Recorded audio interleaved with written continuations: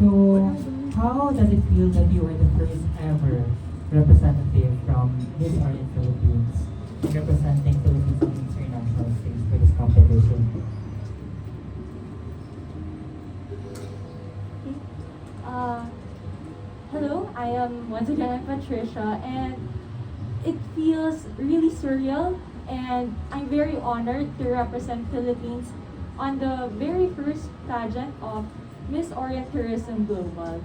And I'm really proud of this because I get to showcase what we Filipinas or we Filipinos are truly capable of. I get to showcase our culture, our diverse traditions, and our sustainable tourism, which I am advocating for. How about you, dear? Since you're not the first ever representative from the Philippines going to Miss Orient Philippines, but did you ask any advice to Alexandra? Actually, one of the representatives last Miss Or International. Last year, I asked, Isabel. yeah, Ate Isabel, pero she's too busy, so hindi pa siya masyadong nakakapag-reply sa akin. But I'm looking forward na makakuha ko ng advice from her based on her experience. Kasi I really want to bring pride and honor sa Philippines, lalo na alam naman natin na meron yung country natin when it comes in international competition. So, ayun, hindi pa siya nagre-reply, but i-review ko yung previous representatives natin sa Miss Aura, and I'm still nagpe-prepare and sinusundan ko yung yapak nila kung ano yung ginawa nila sa Miss Aura Internationals. Absolutely. Dahil dyan, may pagparinig ako sa'yo. Advice from her. Oh! Wow! Diba? Miss Or Philippines 2025. Sorry, hindi ako makapag-video ngayon. Voice note lang muna for now kasi ang hagod of work. But anyway, I'm really excited for you to go through your Aura journey. I know you'll do great. Napakaganda mo. I haven't seen you in person, but I'm sure napakaganda mo palagi in person. And I'm sure you have a beautiful soul also. Please do exchanges natin sa Instagram. Just remember where you are. And you give off a good aura. So I'm really excited for you because I know you'll shine because you're beautiful inside and out. I'm always here for you, so nag-reach out naman na tayo via Instagram. So sayang hindi natuloy yung Zoom meeting natin kasi busy, pero let's make that happen before you fly to Turkey. Let's set that Zoom, and also, yun nga, I know you've already sent your list of questions. I will answer that ASAP. And yun, I will be here for you, rooting for you, cheering for you, and if you have further questions, I will always be here to answer and help you, just like how my previous Aura sisters, you, Faith, Mika, helped me as well. And yeah, we're here for you, all of us. Even si Chris, yung before me, just reach out to us and we'll be happy to help.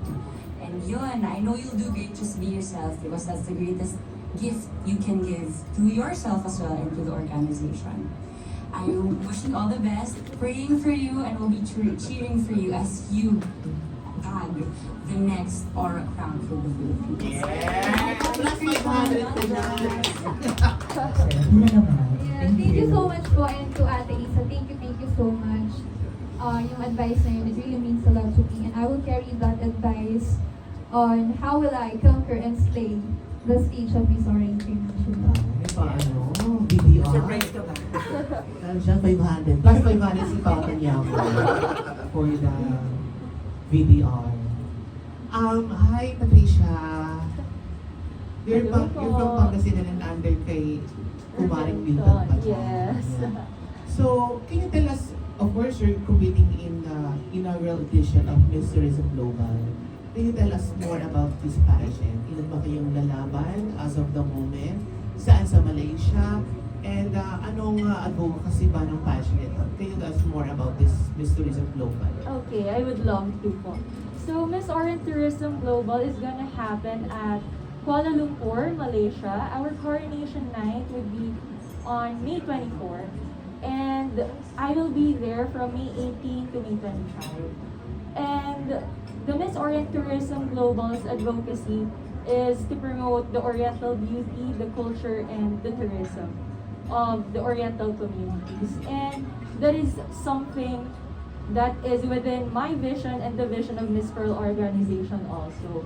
That is why I'm really looking forward to this inaugural pageant because I want to showcase what we are capable of.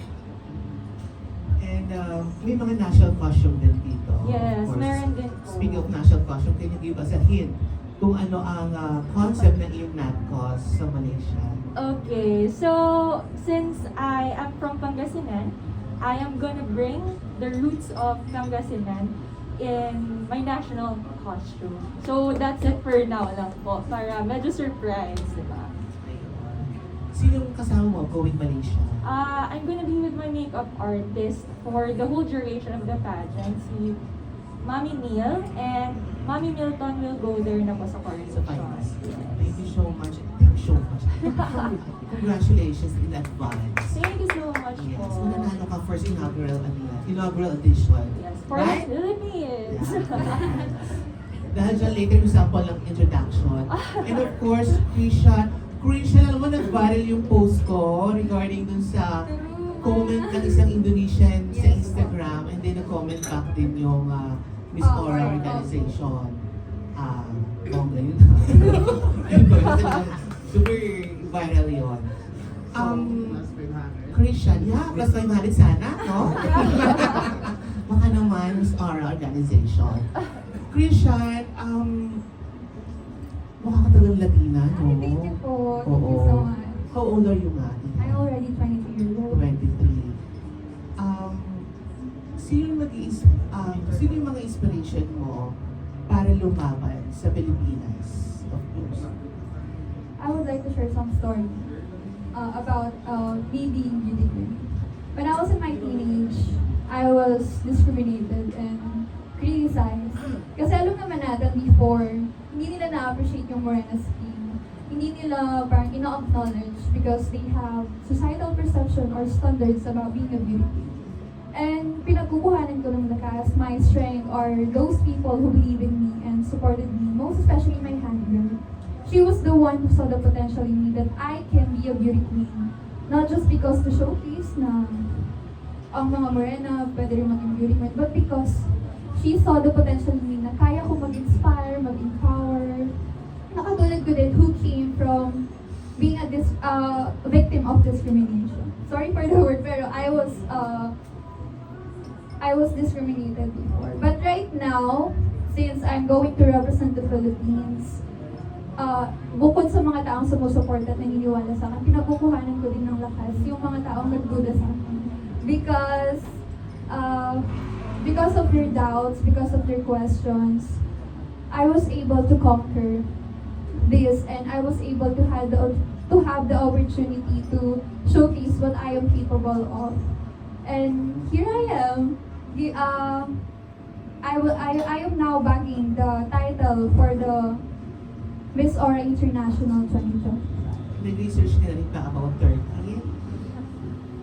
Actually, pinag-aaralan ko pa po, like yung mga language nila, yung mga culture nila, and especially kung paano sila bumate, ganyan. May group chat na ba kayo?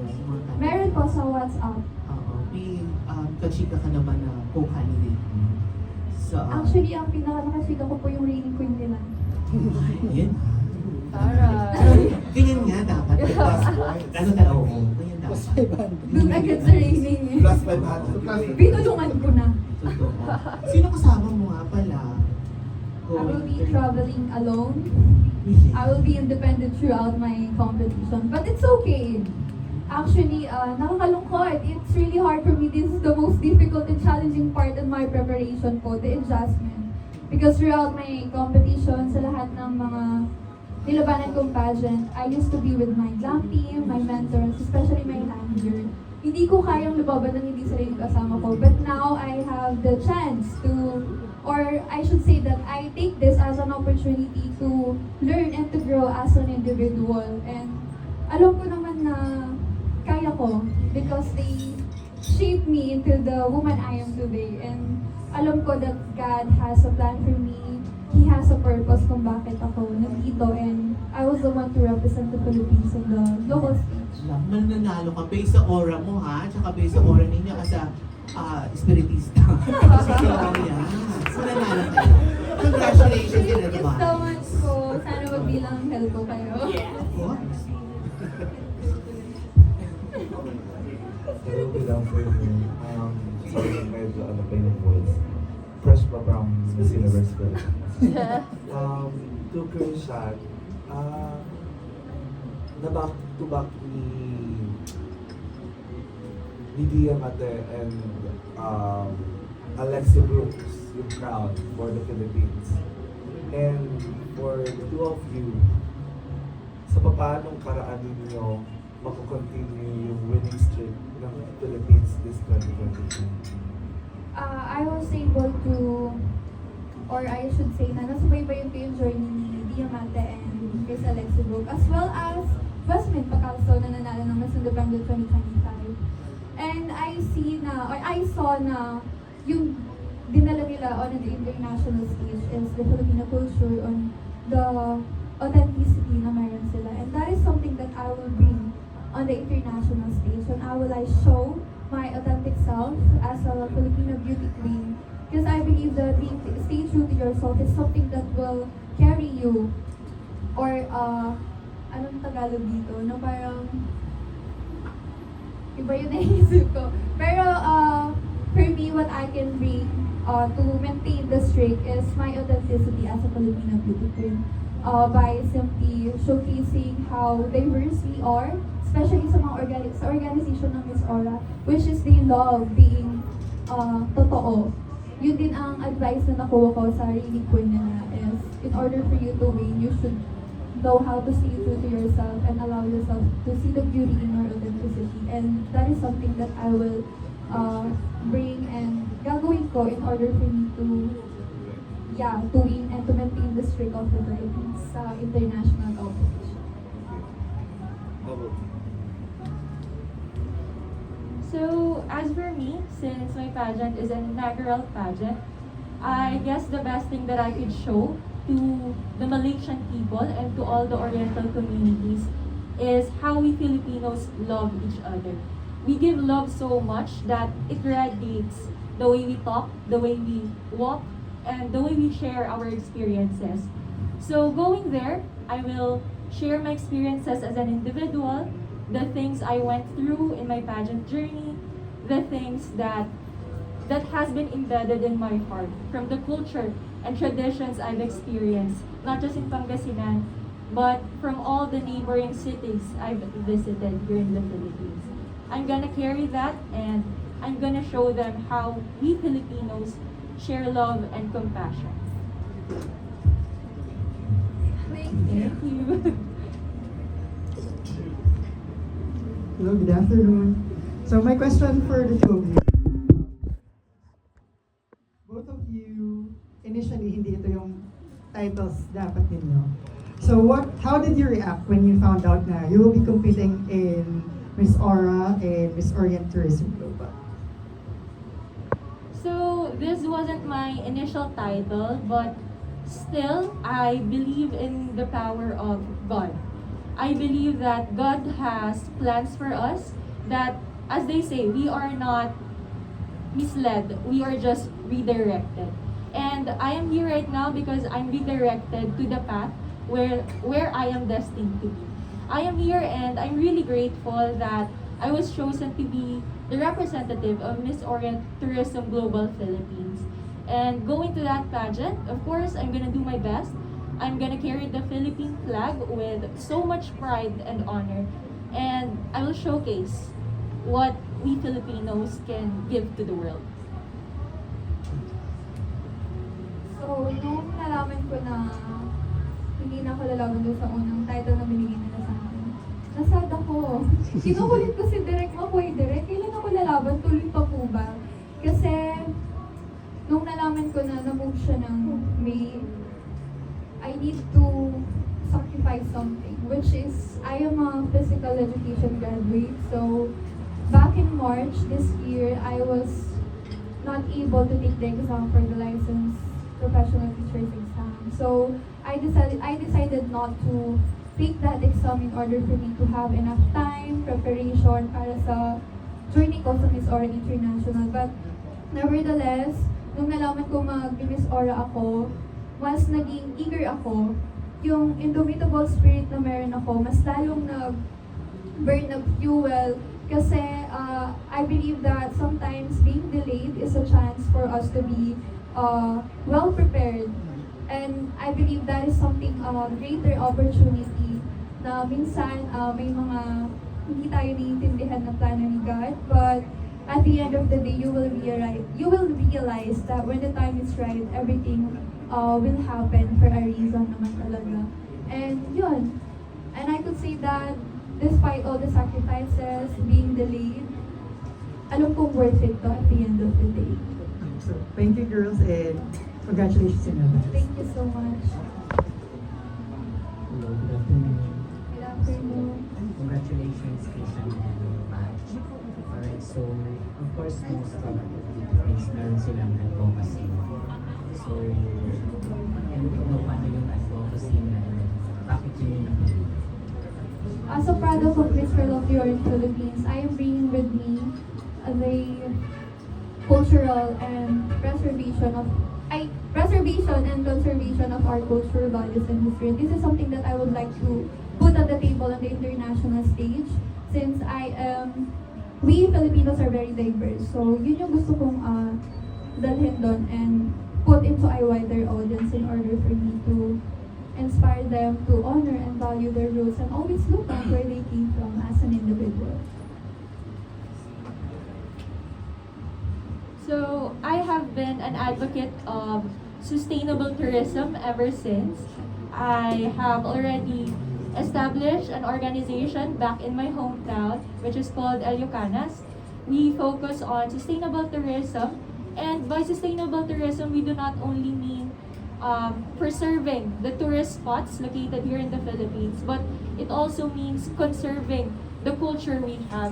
It is through promoting our local communities, engaging them to participate in the campaigns that we have for our community and for our culture. So through sustainable tourism, I can encourage everyone, most especially the youth sector, for them to be more involved in the campaigns we have here in the Philippines, because as we can see, our country has a booming tourism industry, and sometimes they say that it is putting harm to our environment, and we do not want that, because our Mother Earth is our only home.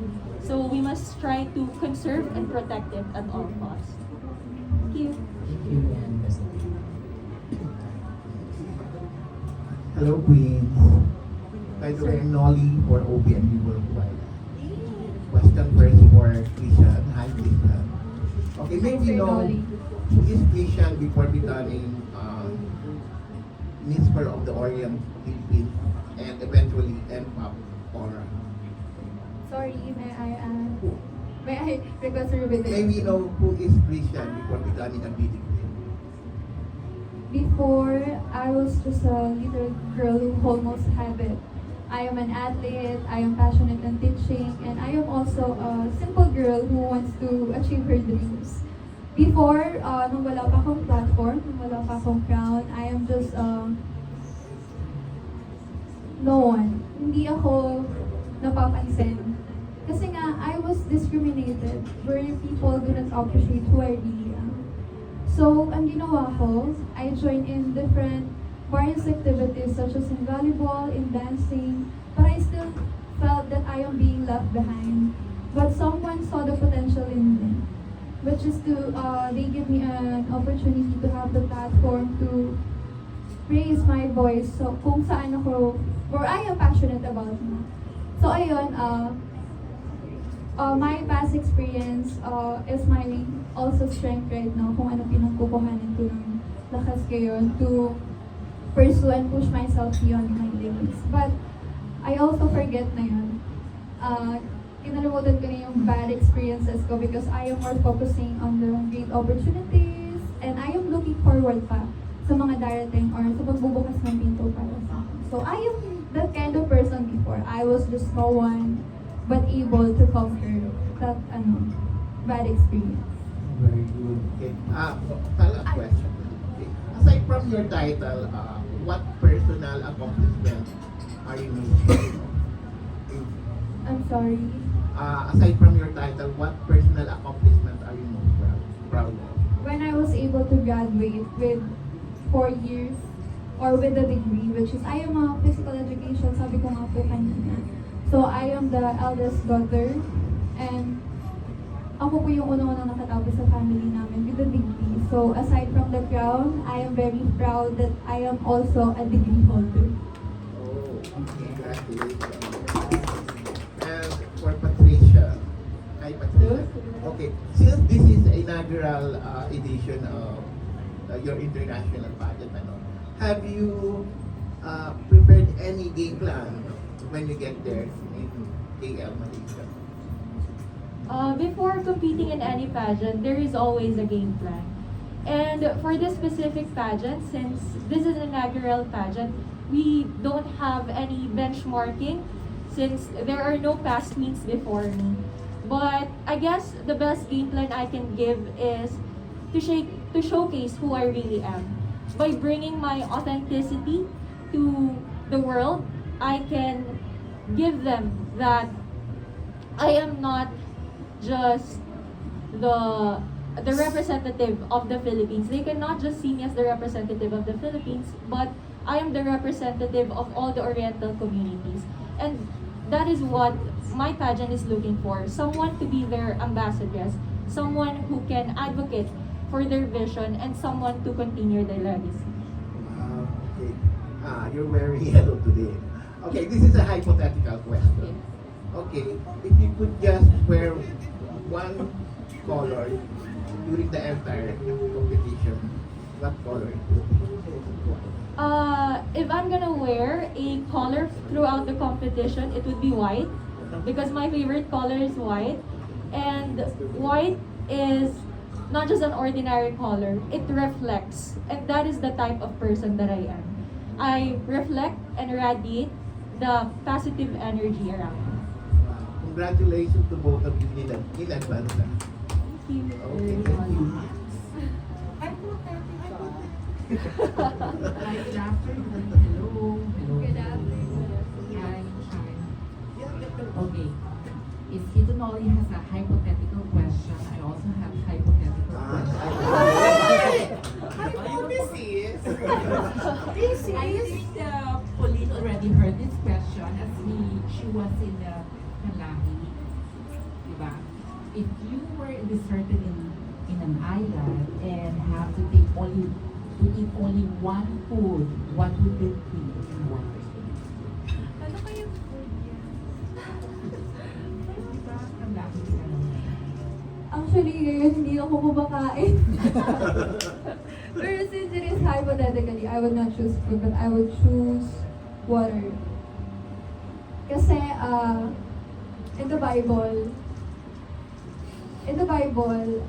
Jesus survived because of water. And I believe that without water, I will be survived then on a desert kung yun lang yung meron ako. Because it is not just only about the water, it is about the faith, the trust, and the belief. And this is also something that I am bringing on the international stage. Nirelate ko po talaga yun. And that's it. To make the answer short, the answer, or to make the answer short, I will bring water. And Patricia? Actually, water is a good idea, but aside from water, what I thought would be nyog, because nyog has yung laman niya already, and it also has juice. So basically, I have two foods in one. I have the drink, and I also have the food. So I think I can survive with that. Okay. Practice question. What is success for you? Well, for me, success is all about bringing the people with me. And sometimes we think that if we are already on top of our dreams, we are already on top of the platform, we are already successful. But for me, I think success is all about bringing our family, our friends, and our community at the top with us. And that is something as I aspire to be. That is something that keeps me going, keeps on inspiring me to do the things that I do. Some of the people think that success is all about money and achievements, but to me, success is about being content and grateful. Grateful for the life, grateful for the gift of family, and grateful for everything that you have, because I believe that gratefulness can turn ordinary blessing into an extraordinary one. And that is the very essence of success to me, content and grateful. Hello, my name is Jaro from Pageant Chicanas. My question is, when will you be departing to your pageants, and what is the one thing that you look forward the most in your upcoming pageants? Actually, I'm very excited to all the segments, activities, and part of this coming competition of Miss Orient International. But I am most excited to meet all the girls from different countries, knowing that they have different backgrounds, beliefs, and culture. And I'm looking forward to learn something new from them, as well as this is an opportunity for me to share and to showcase our Filipino values and our culture that I believe they will be amazed as I can showcase or as I show what we can offer on the table sa Miss Orient International. As this is my very first international pageant, so I'm excited for all the segments in our pageant. But of course, I am excited to meet everyone, my fellow candidates, our organizers, and that one segment I'm actually very excited to try is we have a tea time, and that's not something we do here in the Philippines. So I would love to try that, of course, with my fellow candidates, the organizers, and all the staff in Miss Orient Tourism Global. Through that tea time, I think we will have a good time to chat and a good time to share our experiences, our thoughts, and our diverse cultures to one another. My pageant will commence on May 24, 2025. And in addition to that, my flight this coming May 10, pero yung arrival ko from Antalya, Turkey is on May 11. Actually, pareho yung date ng time zone. Yes. Kaso since Turkey, so madaling araw na sa atin, almost real time tayo sa Malaysia. Yeah. 23 na. Oh, May 23. Patricia and I will be, our coronation night will be on May 23. Kami sa'yo, 24 na. 24 na po ng madaling araw sa Philippine time. Yes. So, dalawang kailangan namin Ikaw, gagawin. find us ang late at night. 23. Miss Ora po is May 23, pero kung Philippine time po, Yes, magkasunod. madaling araw sila.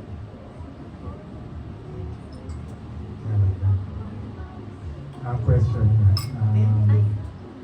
Tell us more about yung preparations preparations for the market. As I've said earlier, as I prepared or as I prepare myself for my upcoming competition, sobrang nahirapan po talaga ako when it comes to adjustment, knowing that I will be traveling alone and will be independent throughout my competition.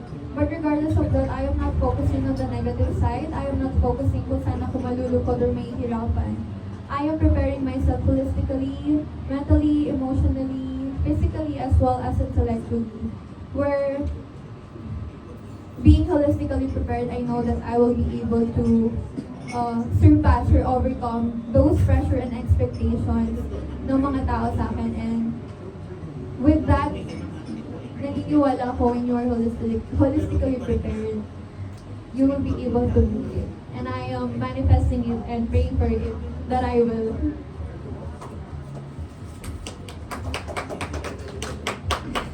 As for me, for my preparations, I am currently working, and it's really hard to juggle pageantry and working at the same time. But still, I try to prepare myself through continuously video calling my team because they're in Pangasinan and I'm here living in Makati. So I continuously video call them. We train for the Q&A sessions. We train my walk. And of course, we do not forget to pray every before and after each session because the best thing that I can bring in this competition is of course my faith in God. Saan industry ka nag-work? Industry? Healthcare po. Nurse ka ba? Yes, I'm a nurse po. Kaya, ang taray mo. Wala pa yun. Ano yung schedule mo? Sabi mo. Kailan ang nagawa ang alis sa May 10 po. May 10 po ang flight ko. And I would like to mention din po pala about din sa preparation ko. Magkakaroon po ko ng session with our Miss Grand International First Runner-up CEO of Yaso this coming May 6. Kasi naniniwala ko na May may bastos. swerte siya. Pwede hatiin ang sila. Yeah, yun po. May joke ako to, girl. You have, how's your life? Personal. Yung question. You can answer. I'm actually in a relationship. Healthy relationship. We're in healthy relationship. Sabi niya kasi unhealthy eh. Unhealthy. Yeah. Siyempre. Healthy relationship. Ganon. That is okay. Sa may net. Basta healthy. Kayo rin po. Ay, Yes. Are you in a relationship now? Unhealthy. Okay, for the final question, Last answer.